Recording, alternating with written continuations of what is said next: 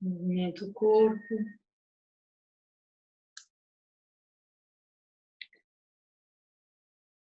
Boa noite.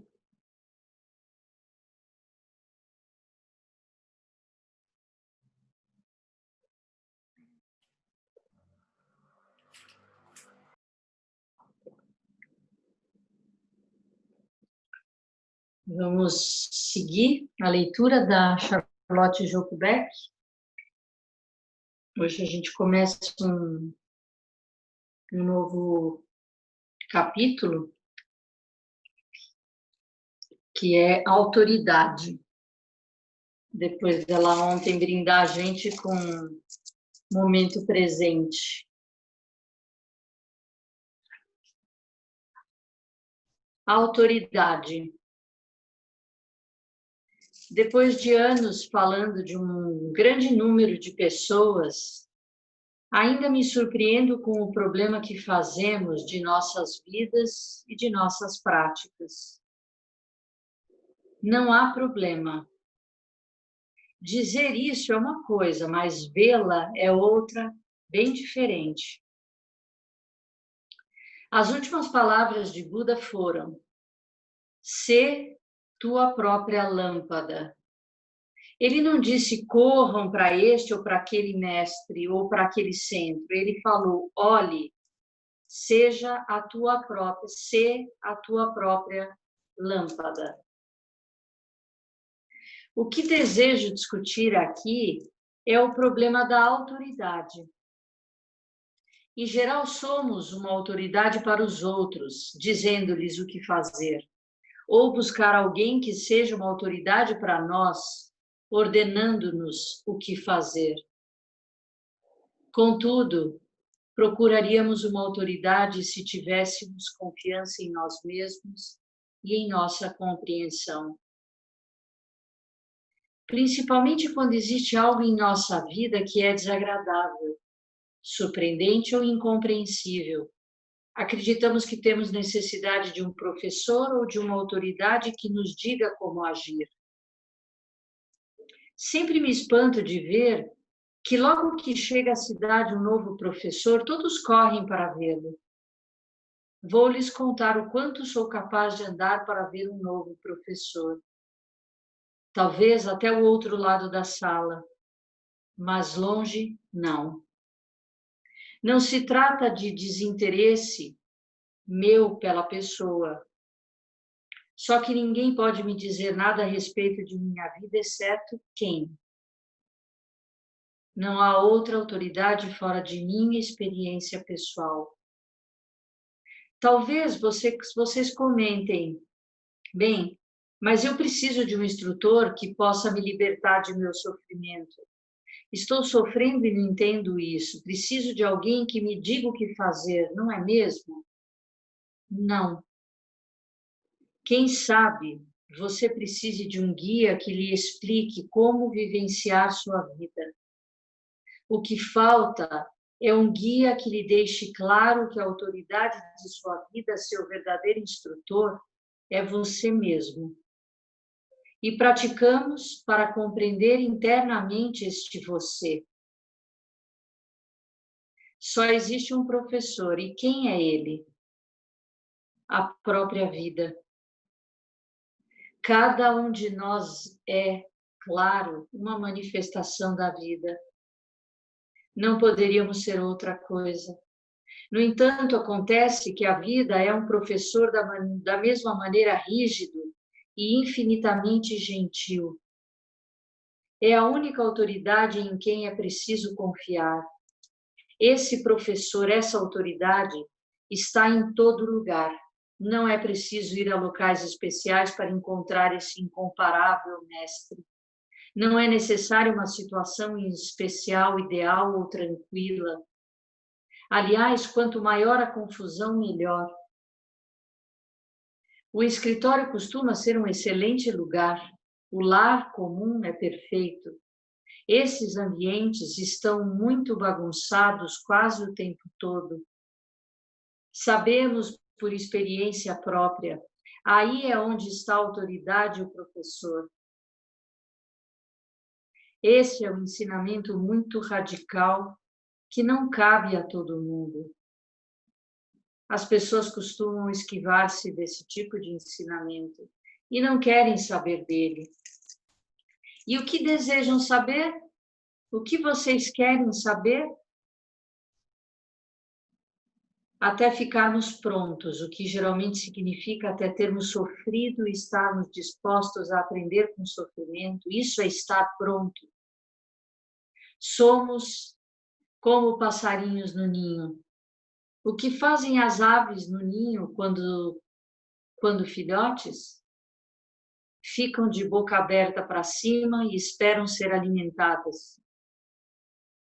Dizemos, por favor, encha-me com esses maravilhosos ensinamentos.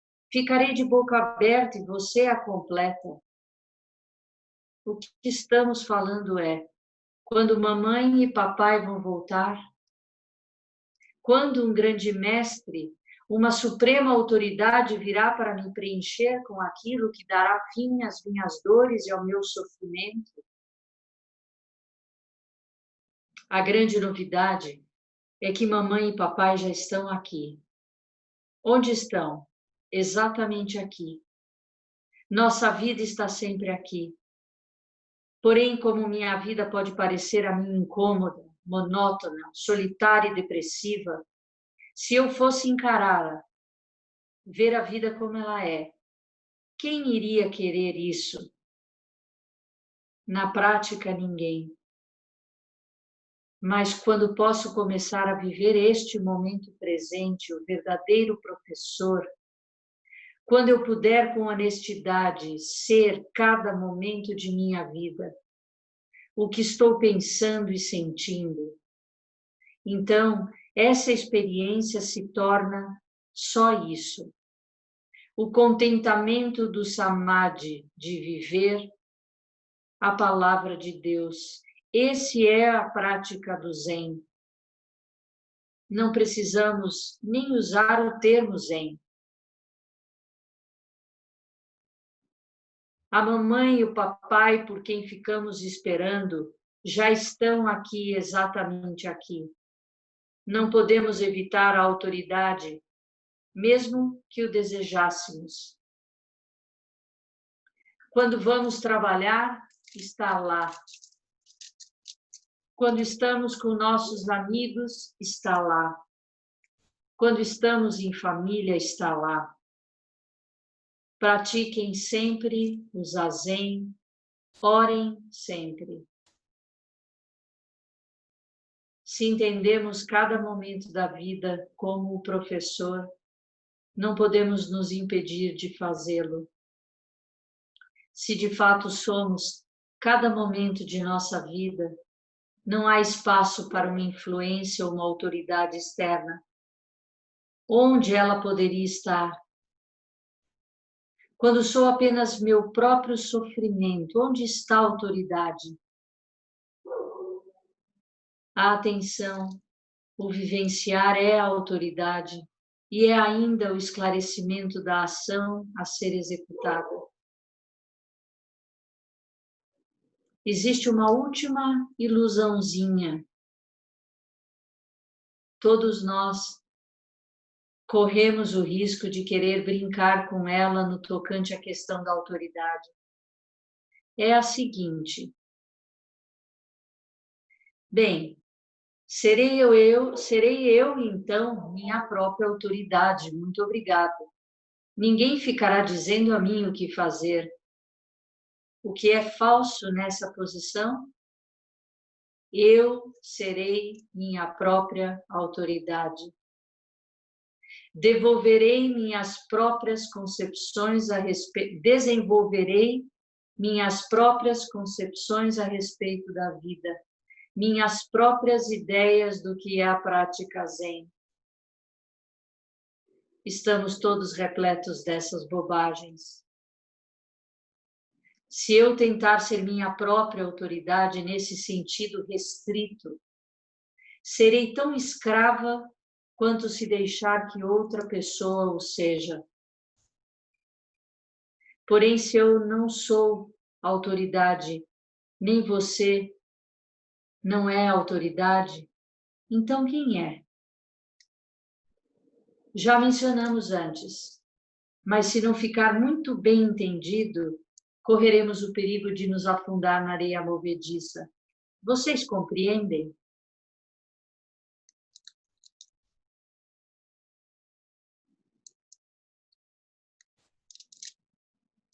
Aqui ela está falando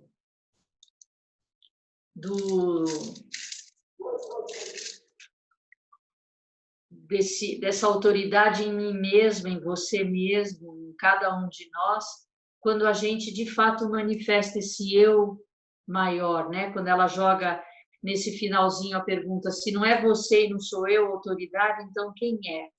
Porque ela não está falando desse eu relativo, né? Desse eu que fica dizendo, então eu decido, minha própria vida, as minhas próprias ideias. Aí ela diz, não é desse eu, não é desse lugar, não é dessa autoridade que ela está falando, né?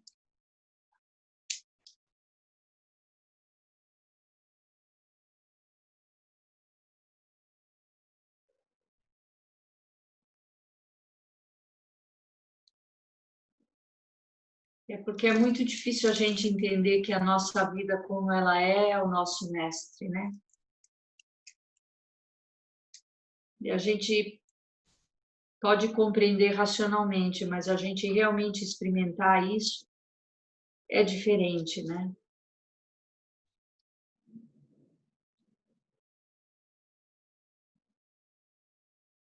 Ela diz no seguinte, de não esperar de um mestre longe, né? Quando ela fala de não se deslocar, que chega alguém, todo mundo corre, é não ficar como essa ideia de querer, né? De querer ficar ali, tô sempre esperando de fora que me deem, que me deem, que me deem, né? Quando a vida está te apresentando e você está perdendo a oportunidade de realizar.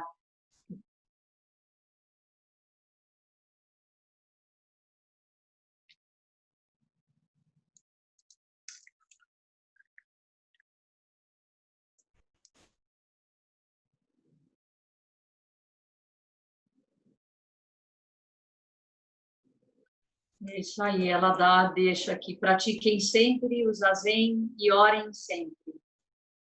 Rezem, confiança nas preces.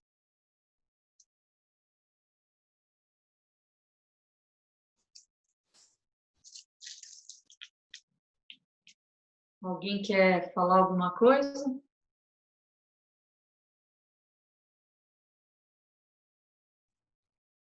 Arro. Oi, Clarinha. Por favor? Tudo bom, e você? Tudo bem também. Eu percebi assim que esse texto aí tem tudo a ver com aquele outro que a gente leu do Suzuki, que não me lembro agora qual era o título daquele capítulo, mas que a gente esteve falando sobre aquela frase de não confiar em ninguém, né?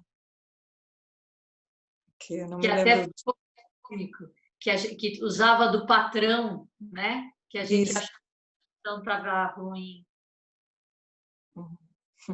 É isso. Obrigada. É isso mesmo.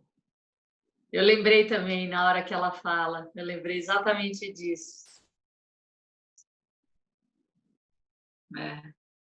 É que a gente tende, né, no geral, a gente tende a esperar que alguém vá dizer para a gente o que fazer, né? A gente vai dar, alguém vai dar a direção, alguém vai poder dar o caminho.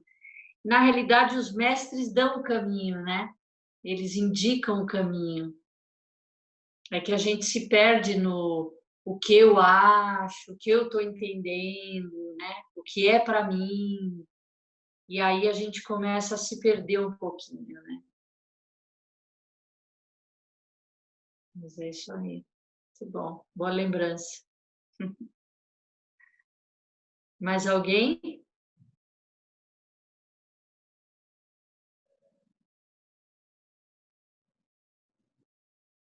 Não?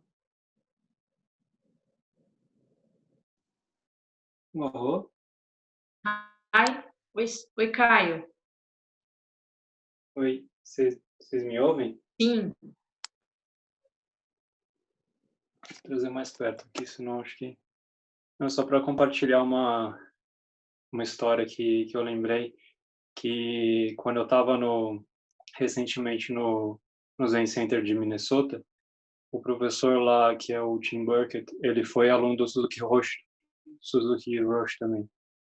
E ele estava contando uma história um dia de que ele estava depois de um café da manhã, e já há um tempo, aluno dele, e comentando, assim, ele disse que outras vezes ele já tinha comentado, e mais uma vez ele estava falando sobre ir para o Japão, encontrar um professor e tal, em busca desse professor perfeito também, né?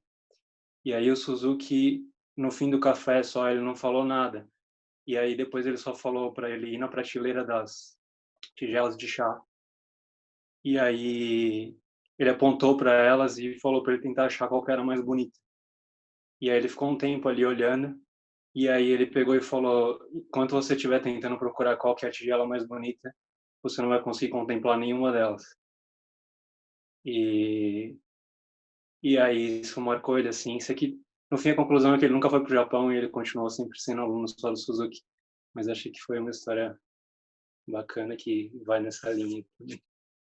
Que lindo, super bonito.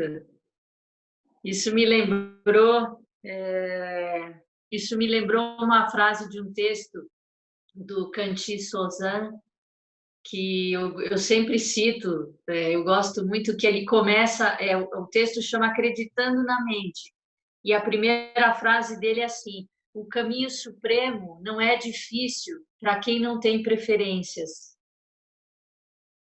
Que me lembrou um pouco isso. Enquanto você estiver escolhendo, você está naquele, né? Você está qual que é mais bonito, você está na preferência, né? Você está em outro lugar, né? Muito boa, adorei essa analogia. Vou abraçar ela para mim também. Muito bom. É um bom, ótimo exemplo. Obrigada, Caio. Obrigada. Posso Pode, fazer uma Breno? colocação? Então, eu estou sentindo que nessa reflexão eu dei uma vacilada grande, viu? De principiante mesmo.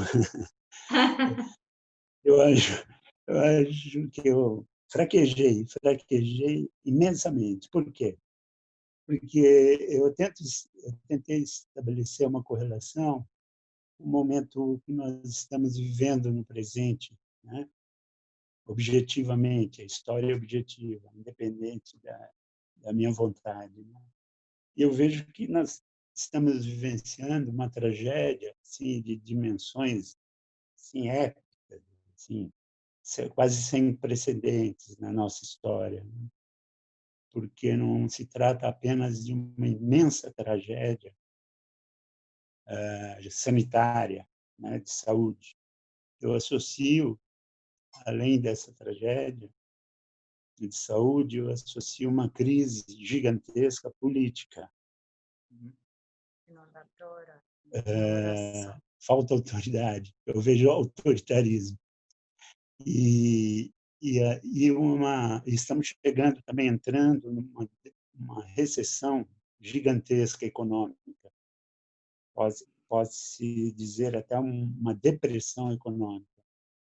E eu ouvi, aí que eu digo que eu vacilo e fraquejei, eu ouvi da prece, da oração, eu me sinto impotente diante dessa reflexão. Tá? Eu penso que eu tenho uma tradição assim mais no campo da militância, quando jovem, né? Da ciência social, da militância mesmo contra a ditadura militar, né? E organização clandestina. E eu fraquejo. Eu fraquejo, desculpa. Nesse texto, especificamente, eu preciso avançar muito ainda aqui. Mas é bom admitir isso, reconhecer, né, essa minha vacilação. É importante para mim, tá bom? Desculpa, eu me estendi um pouco. Não, tudo bem. Eu acho que é isso. A gente tem horas que fica muito difícil enxergar, né? O, a, a situação como um todo, né? E também eu penso muito o quanto que a gente se enganou, né? O quanto que a gente não percebeu para onde estava caminhando, né? O quanto a gente se acomodou, talvez, né? Na nossa ingenuidade, no nosso sonho, né? Mas eu tendo a achar que tem, assim, eu sempre ouvia de vários mestres que a onda ela vem alta e ela tem, é que nem pensar na raiz de uma árvore, né? O tamanho da árvore ela tem uma raiz proporcional e o tamanho da onda vai trazer um rebote tão grande quanto essa onda, né? O que é difícil é que quando a gente está na baixa da onda, não está naquilo que a gente de alguma forma acredita ou construiu, né? Ou esperava, fica muito difícil enxergar o outro lado, né? E talvez a gente esteja vivendo isso, essa dificuldade de ver o fundo do túnel, né? O fundo do buraco, assim, para onde vai começar a vir luz de novo, né? Mas eu acho que aí tem que ter, tem que construir internamente uma confiança, sabe? De que é pequenininho, mas isso que a gente está fazendo é um embrião desse processo de mudança. E se você começa a falar com outros grupos, você vai ver que esses outros grupos também estão construindo esse embrião de mudança. E a gente só está precisando se enxergar e se reconectar, né? Eu sempre que fica difícil, eu penso no financiamento popular, que agora está começando. Quanto tempo a gente já não falava que isso podia acontecer, que a gente tinha que sair do sistema, né? Como sair do sistema financeiro, de usar bancos que a gente sabe que não trabalham na direção de um compartilhamento, e por que que nunca surgia isso? Ou mesmo falando agora, por que que a gente fica dependente de Google, de Facebook? Por que que a gente não tem uma internet que seja saudável, né? Que não seja só para de bisbilhotar e saber que consumidor você é, essa ótica do consumo, né? Eu fiquei pensando no texto do Krenak, que eu vira e mexe, estou relendo ele, aquele O Amanhã Não Está à Venda, né? Eu fiquei pensando, mas que nome é esse, né? O Amanhã Não Está à Venda. Para mim, traz essa ideia de que o amanhã não é consumo mais, não é. A gente tem que cortar essa cadeia de consumo, a gente tem que desconstruir essa ideia de que eu estou comprando até espiritualidade como um bem de consumo, que talvez seja o que a Joko fala nesse capítulo da autoridade, né? Eu não vou consumir uma experiência espiritual, eu tenho que realizar essa experiência, porque senão eu estou só trocando um bem de consumo, eu estou comprando realização, eu tô, né? Então eu acho que tem que ser uma mudança tão profunda, sabe? Que talvez não tenha precedente, como você falou, porque não foi escrito ainda. Não tá talvez nos textos socialistas de Marx, de ninguém, o que a gente está vivendo. A gente tem que construir isso. E isso pode ser um baita desafio para pessoas como você, pessoas que viveram um campo de militância. A gente tem que reconstruir tudo. E pode ser muito saudável. Eu acho que é inspirador. se a gente olhar para o futuro, para o que a gente está construindo agora, que será futuro, né? E difícil ficar pensando no que onde a gente errou, onde a gente se perdeu. Eu acho que agora tem que seguir, né? E eu tenho ouvido muitos povos originários, principalmente, né, os povos indígenas, porque eu acho que eles e os povos quilombolas, os negros, né, eles vêm sendo massacrados há muito mais tempo, né? Agora está batendo um pouco no nosso lombo, né? Mas por que foi tão difícil ouvir quando era só eles que estavam morrendo e sendo massacrados, né? Então, eu acho que talvez esse seja o aprendizado da gente, né, como um povo branco, né, que sempre teve, querendo ou não, privilégios, né? Eu, assim, para mim tem feito muito sentido me inspirar, principalmente nesses textos do Krenak. Eu acho que ele tem uma clareza, assim, porque ele foi uma pessoa que transitou no poder político, ele tentou fazer política, né? Ele participou da Constituinte de 88 e de repente ele retorna de um outro, ele vai para um outro, ele retorna para a comunidade falando de um outro lugar. Eu acho que a gente tem muita coisa para aprender, sabe? Com essa volta que ele está fazendo. Ainda não sabemos como. Tudo que nós estamos falando sobre isso, para mim também eu não sei onde vai dar, né? Mas eu tenho fé, eu acredito que a gente está construindo uma mudança que vai ser uma grande onda. A hora que ela vier à tona, ela ainda está ali mexendo embaixo no caldeirão, sabe? Quando você mexe a panela e ainda não está sentindo em cima aquilo, né? Ainda está lá embaixo, de tão pesado que está ainda. Mas eu acho que eu não sei, eu me esforço para não sucumbir, sabe? Para não entrar nesse lugar de que está perdido. Eu não sei, não é ruim não saber, porque eu não sei, mas eu sei, que acho que talvez um pouco do texto da autoridade, né? Não sou o que eu sei, eu acredito no caminho que nós estamos fazendo, porque não é só o nosso, a gente não está separado, entendeu? Eu acho que é isso, eu me estendi também, me empolguei com a sua fala. Muito bom, parabéns, muito obrigado. Muito obrigado. Vamos encerrar? Então vamos lá. Que os méritos de nossa prática se estendam a todos os seres e que possamos nos tornar o caminho iluminado. Obrigada, Breno.